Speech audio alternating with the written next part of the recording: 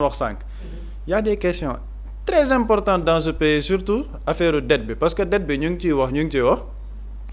mais daa am beaucoup de personnes qui manipulent par rapport à cette dette ne c'est parce que ces gens sont incompétents gouvernement bi liggéeyuñ ils ne vont pas les marchés internationaux et financiers ne leur font pas confiance léegi loolu noonu yëpp balaa moo xew nañ dem ci jeunesse bi lan la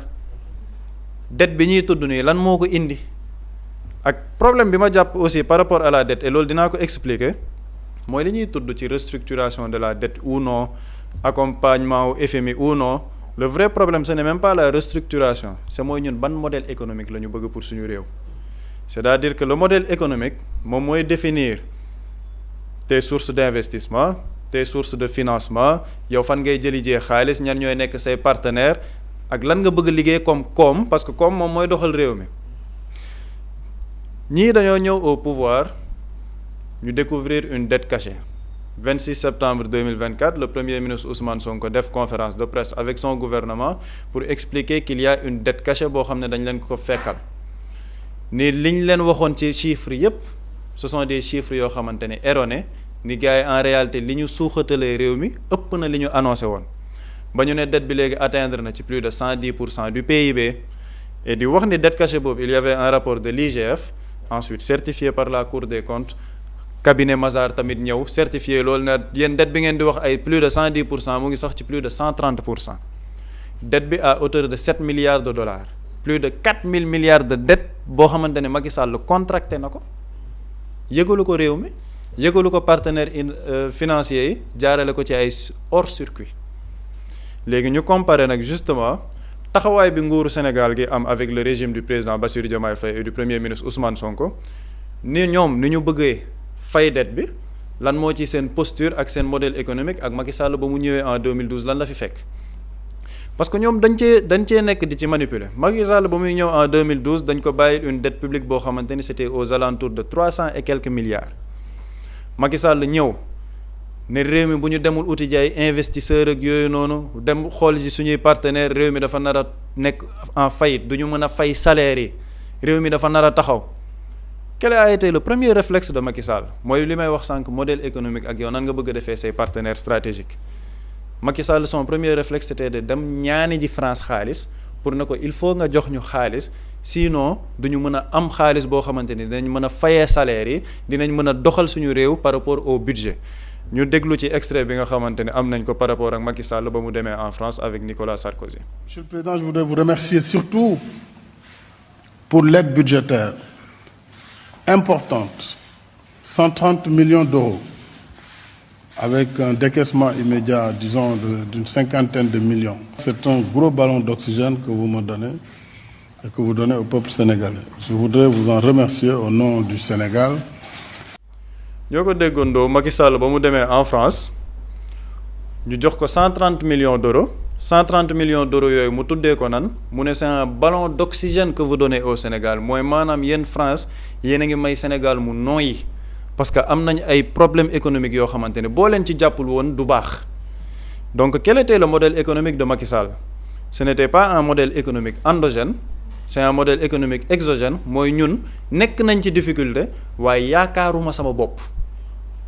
waa bitim réew laa yaakaar ñu dimbali ma ci li ma nekk di dund et le premier partenaire stratégique c'est la France mooy lan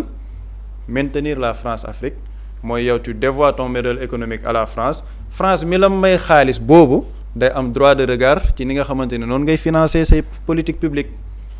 ñu dem avec li nga xamante ne moom la ñu def ak le FMI bu ñu xoolee dañu naan Macky Sall li mu def ci dette dafa bëri waaye il s'est endetté pour financer l'économie du Sénégal revenons sur cet endettement parce que l'endettement effectivement est un outil de financement mais bu fekkee ni ce financement là est redirigé vers les secteurs prioritaires léegi nañ ñëw ci dette bi nga xamante ni Macky Sall contracté na ko dette boobu noonu yëpp lan lañ ci gis en termes d'investissement c'est sur les infrastructures boo waxee ñu ne la moo fi def TER moo fi def BRT moo fi def stade Abdoulaye Wade Diamniadio moo fi def Dakar Arena ces infrastructures est-ce que ce sont des secteurs prioritaires de notre économie non parce que ces infrastructures n'ont pas d'impact réel sur le pouvoir d'achat du Sénégalais donc ton modèle économique il est exogène mooy maanaam yow ñële ñoom ñoo lay jox xaalis mais ci secteurs yi ñu bëgg yow nga dugal xaalis boobu foofu nga koy dugal et en général ce sont des secteurs qui ne sont pas prioritaires parce que ñun suñu secteur prioritaire yi lan la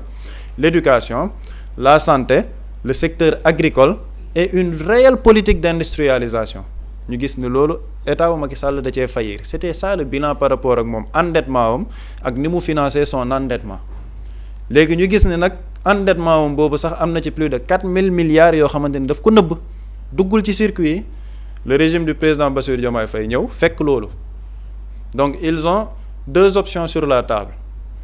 soit ñu ne dañuy dem vers la restructuration de la dette avec le FMI soit ñu ne ñoom dañuy respecter le programme qu'ils ont vendu aux Sénégalais et dans ce programme ils parlent d'un modèle économique endogène modèle économique endogène mooy ñun dañuy sukkandiku d'abord sur nos ressources internes travailler à avoir un modèle économique bu dëgër boo xamante ne ñun ñooy financer suñu bopp après waa FMI ñëw en prêteur de dernier ressort moom la ñu defoon seen programme ñu ñëw fekk fi dette cachée bi léegi ñu ne ñu FMI te di fàttali ni c'est le gouvernement du Sénégal moom moo ne dafa am ay audits yu ñuy def ci biir réew mi nañu suspendre ce programme là décaissement bi ngeen na doon def ba ba rapport bi génn ñu doog a repartir sur de bases très claires et le FMI ne peut pas dire que ñoom ils étaient étrangers à ce qui se passait dans ce pays là loolu di ko fàttali et pour le FMI encore les organismes de Bretton Woods n'ont fait développer aucun pays amul benn pays bu ñu mës a développer dañuy prêter dëkk yépp tous les pays du monde dañ leen di àll xaalis donc ñoom du ñu nekk ay facteurs de développement FMI ak ay banque mondiale fi ñuy ñëwee mooy yow nga am nguur boo xamante ne da nga ne lii mooy say secteur prioritaire tu as un besoin d'investissement par rapport à ça ci loo xamante ne day jëm sa population ñu ne ñun on vient en appoint am nga économie bu dëgër sa biir réew ba pare ñun dañuy ñëw mottali la et c'est ce que le régime du président Bassirou Diomaye a fait ñu ne ñun comme dañoo am un programme endogène par rapport à un modèle économique boo xam ne day basé wu ci ñun nañu liggéey d'abord sur un plan buy lijjanti toutes ces ressources internes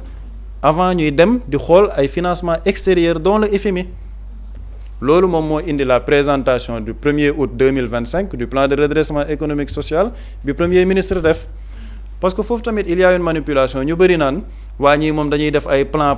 rek ce plan de redressement économique et social est une réponse à la dette cachée bi ñu fi fekk bi fi Macky Sall bàyyi plan de redressement économique et social boobu ñoom ñu ñëw teg ay chiffres ñu ne ñun dañoo bëgg plan bi à 90% son financement jóge ci biir réew mi son financement jóge ci biir réew mi ci nan l'élargissement de l'assiette fiscale moo ñu xool toutes les niches fiscales yoo xamante ne mën nañ ko explorer ñu jëlee fa xaalis exonération fiscale yi ñu doon def yenn entreprises yi ci régime Macky Sall entreprise war a fay des centaines de milliards ci fisc nga effacer ko foofu dañ koy arrêter jël xaalis boobu indi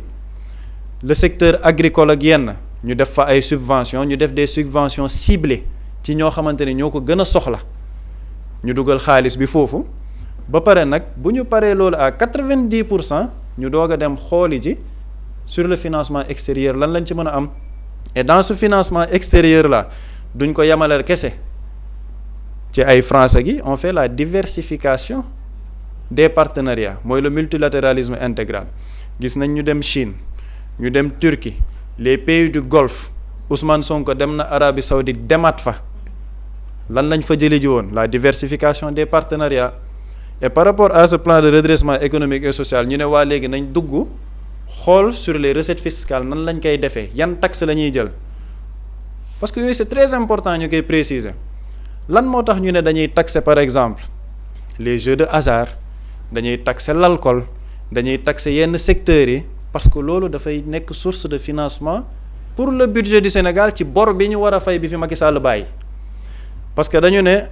loolu noonu ñu war a taxer yépp muy les jeux de hasard le mobile money bi nga xamante ne ñu ngi ci doon wax ni yokk nañ ci 10% yenn frais yi pour lan la parce que état du Sénégal toll na ci bor boo xamante ne Macky Sall bàyyi na ko fi 70% de xaalis bi ñuy dajale yépp c'est pour le refinancement de la dette mooy maanaam ñun bu ñu dajalee suñuy recette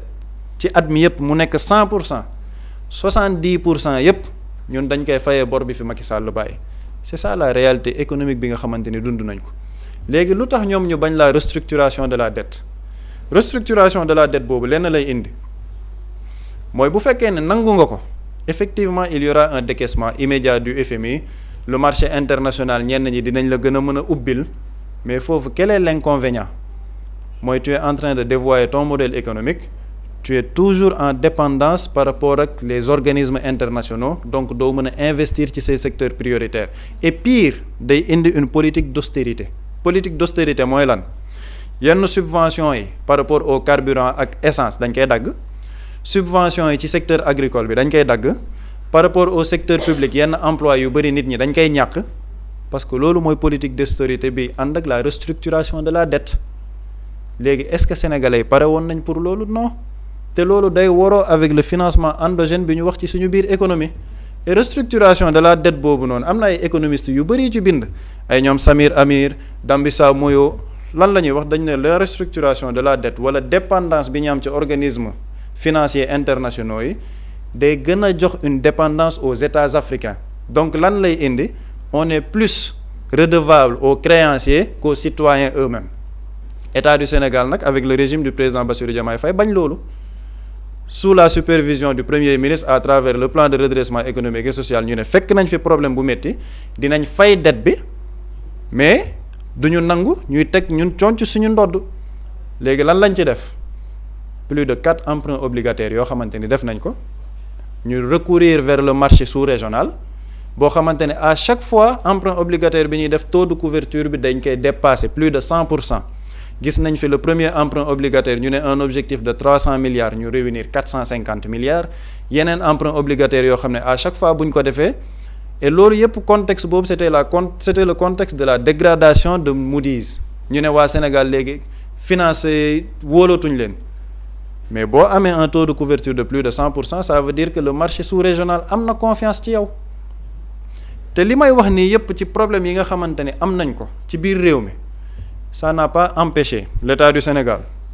mu fay boru secteur agricole bi, mu def une subvention sur l'engrais, les semences par rapport à la campagne agricole, wàññi ciment bi,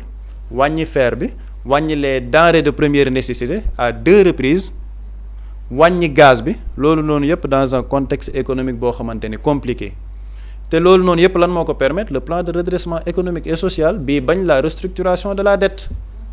te loolu noonu yëpp ñu def ce sont des efforts yoo xamante ne dañ koy laaj l'État du Sénégal, parce que bu ma jëlee par exemple li nga xamante ne mooy baisse denrées alimentaires yi, ça coûte à l'État du Sénégal 350 milliards par an.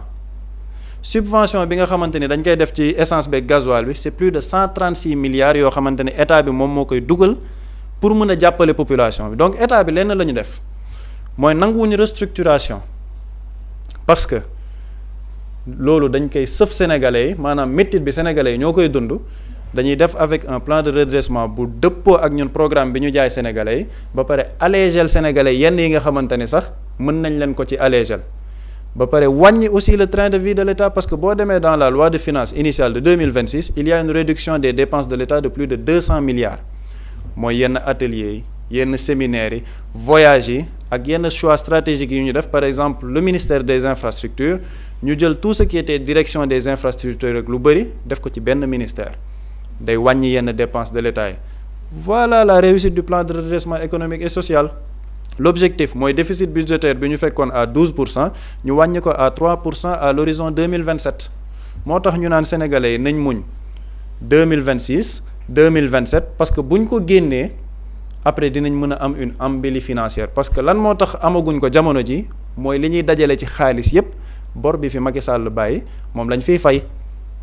te loolu nag ce n'est pas la posture de Ousmane Sonko kese, parce que ñu bëri dañ naan waaw Sonko dafay bëgg jàmmarloog FMI. di fàttali ni c'est une posture boo xamante ni président de la République moom ci boppam moom moo ne lii décision am la. ñu déglu ci élément bi nga xamante ni premier ministre Ousmane Sonko mu ngi ko ci doon expliquer. Nous ne pouvons pas comprendre qu'on veuille nous imposer une restructuration dans ces conditions. Ce n'est pas une position d'Ousmane Sonko, c'est une position de monsieur le président de la République du Sénégal, du gouvernement du Sénégal, par son premier ministre, le ministre des Finances, le ministre de l'Économie et tous ceux qui ont une compétence en la matière. Et nous continuons à rester sur cette position, rien n'a changé entre-temps. Comme niñ ko déggee, comme ni ma ko waxee léegi nii, ce n'est pas une position de Ousmane Sonko, parce que ñu bëri dañ naan waaw kii il est radical, lii waru ko def. président de la république moom moo ne yoon bii la ñu war a dem et première conférence de presse bi Ousmane Sonko defoon dafa ne woon il salue le courage du président de la république parce que moom moo ne il ne veut pas démarrer son mandat par le mensonge di ko dérouler dans le mensonge di ko terminer dans le mensonge loolu moo tax dañuy wax dëgg bi sénégalais ak nu mu munti demee après ñu trouver des solutions ensemble solution bi nag mooy le plan de redressement économique et social bi ñu teg pour ne on refuse la restructuration te refus boobu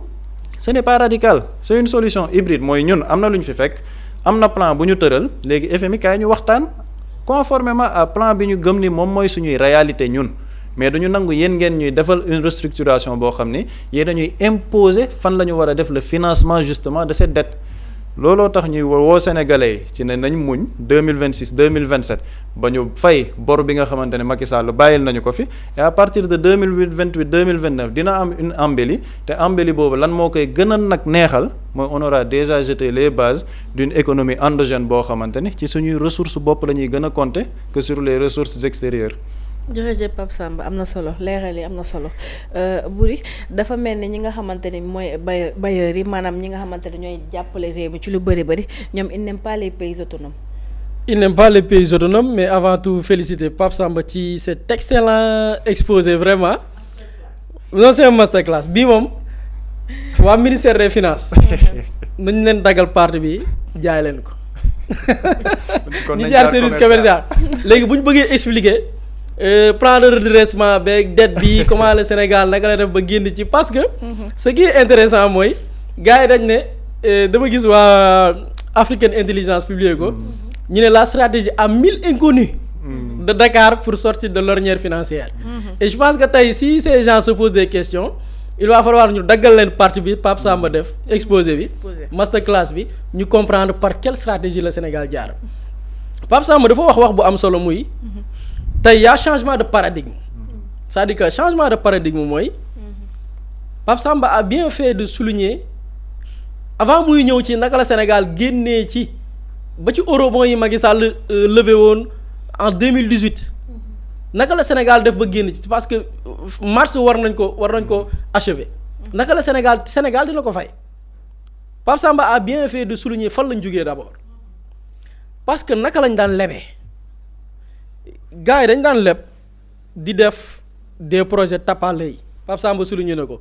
stade Abdoulaye Wade bii si la bokk y a pas mënoo jël un investisseur nga expliquer ko le stade Diamniadio nga expliquer ko un investisseur koo xam ne xaalis lay liggéey nga ne ko projet bii nit la ko xalaat ba def ko terre bi mais il faut savoir que dès le début dañ ne c'est un investissement qui parle d'investissement parle de rentabilité Ousmane Sonko demoon na assemblée nationale ne leen terre bii du rentable lu ne dégg na ko fan lañ mujj ñu ne état mooy subventionné terre bi c'est-à-dire que Sénégal lu ci gagné fan lañ mujj ñu doon wax naan terre bi investissement la non c'est un service boo xamante ni service public la c'est-à-dire que état moo koy financé nga gis ni plusieurs investissements boo xoolee ce ne sont pas des investissements yoo xam ni tey Sénégal mën na ni par exemple war nañu fay bor tey lii nguuru Macky Sall moo ko investir ci secteur bii fa la ñu mën a jëlee alal tey fay ci bor amul c'est-à-dire que pendant 12 ans régime boo xam ne li mu levé ci ay milliards kenn xamul ñu mu toll la dette cachée c'est 4000 milliards ñu ne la xaalis boobu yëpp amul fu ñu ko dugal foo xam ne tey ñun bu ñu bëggee fay suñu bor dañ naan jël nañ ci investissement bi fay ci bor amul gars yi dañu nekk di def suul bukki suuli bukki mais pire plusieurs fonds yi ñu levé mais par la suite dañu gis ni mais Macky Sall daf ko politiquer plusieurs fonds yi ñu levé Macky Sall dugalu ko ci loo xamante nii tey mën nga ni am na impact réel par rapport ak tey jeune bi bëgg investissement ñu ne état moo ko soutenir par ce fonds parce que eurobond bi may soulever sànq Macky Sall bi mu koy soulever année bi ci topp dafa ne woon dañuy dimbali nit ñi mais loolu lépp c'était politique après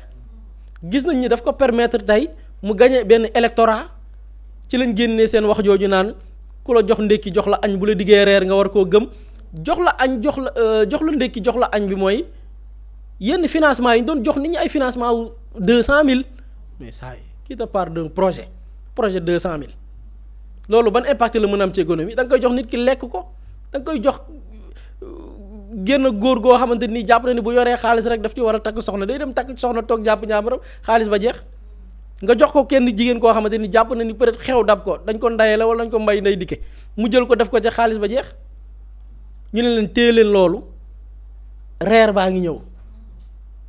ñu gis ni plusieurs investissements ñu levé woon politique moo ko laloon et ce qui est intéressant avec la démarche de nos dirigeants yi fi nekk tey et surtout la vision du premier ministre mooy bor ba parce que il faut savoir que ñun on avait deux options on avait l'option ñëw FMI ñu ñëw def seen leur première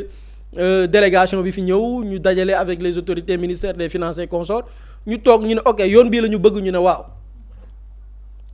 buñ ko defoon musibaam buñ ko defoon Pape Samba mi ngi wax wàññi dund bi gars yi di wax nii xam nga dund bi yokkul loolu la gars yi war a xam ndi kon dund bi wàññeeku gi mu wàññeeku ni du am loolu buñ ko nangu woon mais certains investissements état bi du ko mën a def parce que pourquoi l'investissement est orienté parce que plusieurs projets yi ñu fi gis fii ci baari mais tey jëlal terre bi c'est pas un projet voulu par Macky Sall ah Macky Sall toogul ci xalaatam ne damay créer terre non une entreprise en France bu nekk en faillite la ñu jël pour suqali ko c'est le Sénégal gagné marché bi mu dikkee ñu ay bor ñuy fay bor bi entreprise bi gagné ko pour mën a am retour sur investissement c'était pas pour les Sénégalais terre dañ ko créer pour suqali une entreprise française lii moo nekkoon gars yi seen bor yi ñu doon def ci laxas jaan loolu lañ ko ne di ko fay et ce qui est intéressant et pour que les Sénégalais puissent comprendre maintenant Pape Samba daf ko wax dafa souligner benn aspect bu am solo les résultats mënoo ko xam tay da ngay gis gars yi ne noo dëkk bi doy na waar fuñ nar en fait résultat bi mënoo ko xaar ci on parle maximum 2028 c'est-à-dire 2028 la ñu war a commencer di noyyiwaat lii ñuy fay ci bor mu wàññeeku mais imaginez nga war a fay 400 et quelques milliards ci bor ñun la fekk 2028 di nga épuiser dette boobu 400 milliards yooyu fan nga ko nar a dugal c'est-à-dire que les Sénégalais lañ ci gis et li ñu naan xel mun na dal parce que li ci intéressant mooy après Sénégal fayul bor kese xaalis bi dafa permettre nañu ñun ñu cibler des investissements prioritaires yoo xam ne du ñun bailleurs yi ñoo ñu ko dicté tey jëlal presse bi muy plan de redressement économique et social bi état bi on parle que y a pas d'investissement si y a de l'investissement cette année 2026 on parle de 133 milliards yoo xamante nii ci ay infrastructures prioritaires la jëm tey Sénégal yàgg nañu jaay ay désenclavement oui mais quel projet la ñu def dans d'autres régions hors Dakar ba mën a permettre dëkk yooyu noonu suqaliku ñu ne la plusieurs de ces milliards là ci ay infrastructures la jëm mën nañ ci jël yoonu Dakar Kidira bi la voie ferroviaire dañ koy dekkilaat tey ku ne xam ne ni raay fu mu jaar traverser ay dëkk économie bi muy créer dans certaines localités ma dama koy jël fii exemple ñun bi ñu nekkee temps booy gaaru Caaroy gaar mais Caaroy gaar jëlal gaar ba li mu traversé lépp ak la fa nekkoon ci activité jugee Colobane jaar HLM Colobane Caaroy romb jëm kaw ñaata économie moo créé woon ci zone ferroviaire yooyu noonu ay nit di fa gagné loolu boo ko doon estimer ci chiffre d'affaires c'est des milliards ñu ne la ces projets yi ñuy waajal investissement bi y a les projets yi nga xamante ni dafa ñeer raay yi nga xamante ni nii tey da doon suqali koomu dëkk yu bëree bëri ñu dekkilaat ko ça c'est des investissements prioritaires loolu tu crées de la valeur tu crées de la richesse mais naturellement lii ci la bokk mais par rapport ak énergie bi mais ci la bokk les investissements prioritaires tey on parle de Yaakaar Teraanga je pense que invité woon nañu fi c'est-à-dire top def na ci kii bu am solo speech bu am solo tey on parle de appropriation de Yaakaar Teraanga tey Pape Samba mi ngi wax sànq levée de fonds le Sénégal n'a besoin que quelques milliers de milliards maximum su ma juumul sur les chiffres 3000 milliards avec appel public à l'épargne yi on mën nañ ko lever et le premier ministre bi mujjee génn wax na ko l'objectif c'est Yaakaar Teraanga te Yaakaar Teraanga bu ñu ko moomee saay courant bu cher wàññi ñu wàcc ñu bokk woyofal bi dafay wàññeeku dafa am impact réel nit dina chargé woyofal chargé 5000 mu dox ak moom lu yàgg pourquoi par de l'investissement yoo xam ne ñun mën nañ ko lever bu ñu laajee les Sénégalais d'ici et de la diaspora ñu cotiser ko c'est-à-dire que loolu mooy changement bi nga xam ne am na ko et espérons que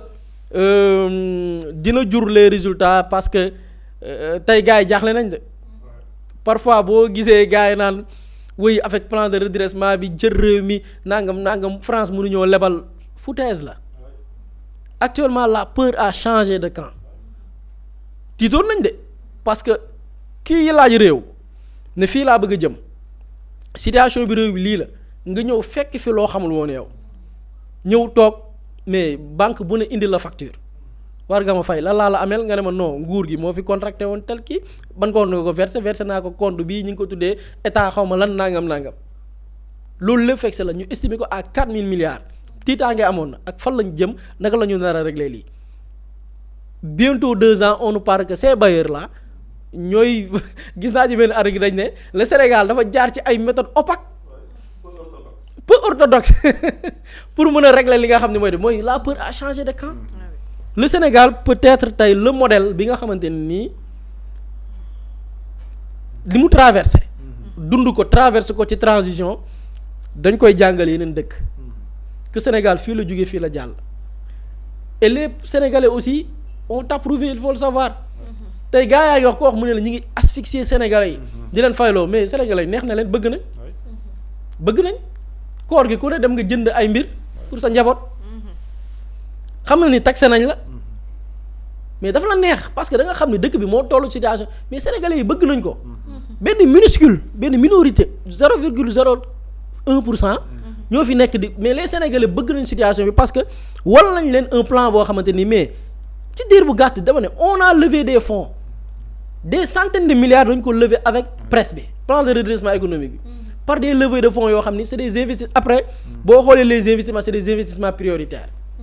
ci wàllu infrastructure désenclavement fexe ba mbir mi Dakar du nekk benn zone boo xam ne toutes les richesses dafay ñëw concentré wu dans la capitale alal ja tas dugg fépp infrastructure yi ku ci nekk fa nga nekk infrastructure yi fekk la fa te li ci njëkk mooy wàllum yoon foofu la alal ji di jëm lii les Sénégalais li ci des mooy moom laay wax communication les Sénégalais xam parce que dëgg la am na benn yu xam mais nit ñi gën a xam